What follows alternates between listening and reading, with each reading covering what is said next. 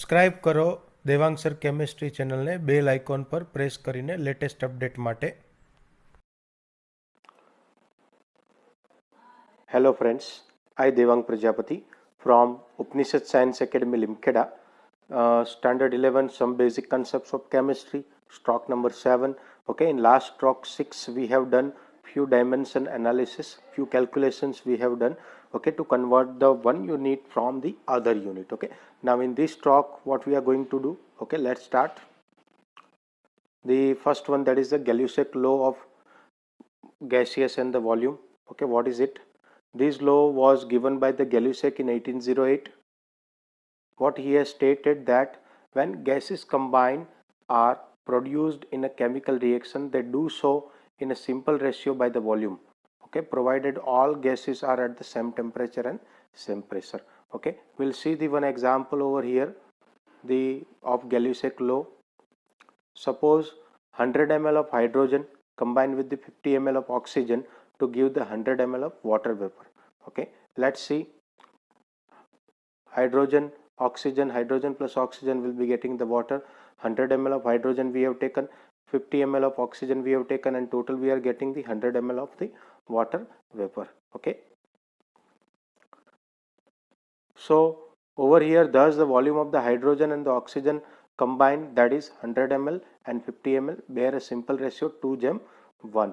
Okay, so this is what the Gay-Lussac law. Okay, the Gay-Lussac law was explained properly by the work of Avogadro in 1811. Okay, now the next one, that is the Avogadro's law.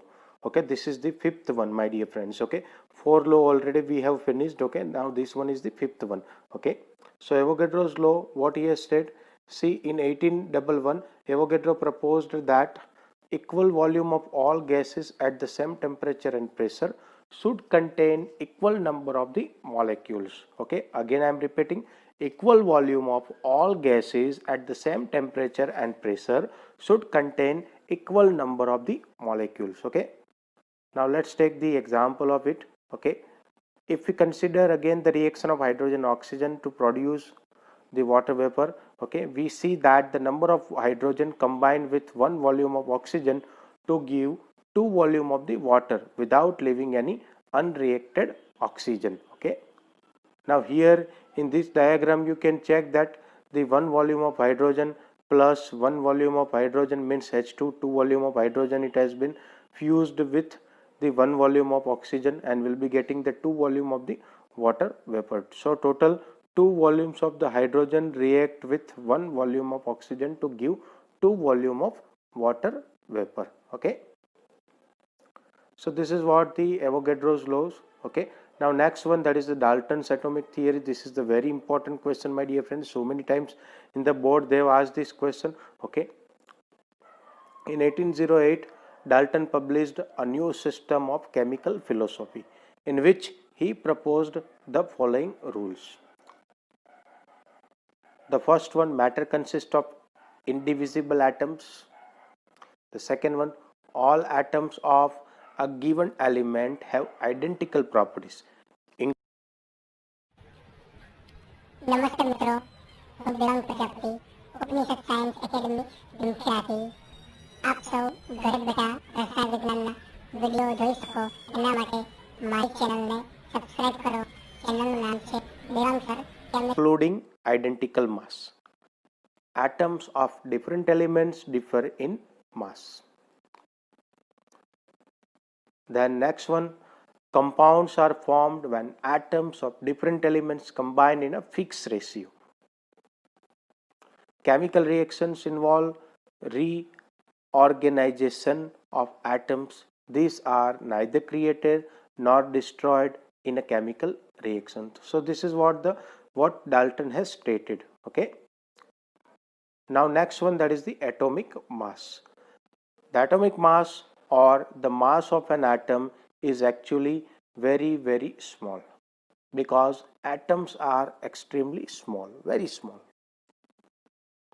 So today we have sophisticated techniques like, for example, MS, that is mass spectrometry, okay, for determining the atomic masses fairly and accurately.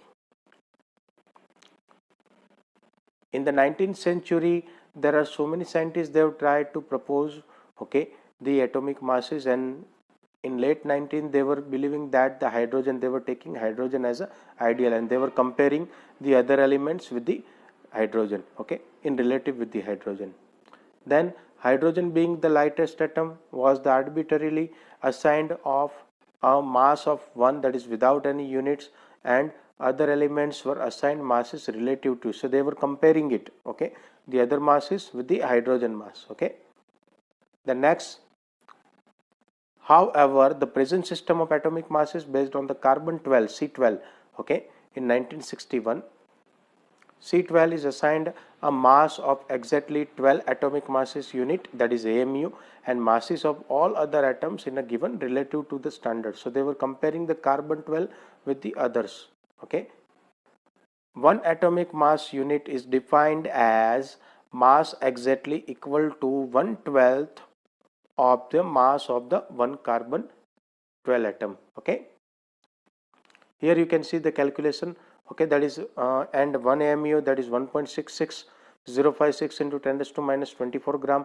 Mass of an atom of hydrogen is equal to 1.6736 into 10 raised to minus 24. Thus in terms of AMU, the mass of hydrogen atom, if you calculate, okay, if you then 1.6736 into 10 raised to minus 24, we have to divide it 1.66056 into 10 raised to minus 24 gram, okay. Overall you will be getting 1.0078 AMU, so approximately you can write it 80 AMU, okay, 1.0080 AMU. So similarly the mass of oxygen 16 O16 atom would be 15.995 AMU, okay, and in same manner you can calculate these also, okay.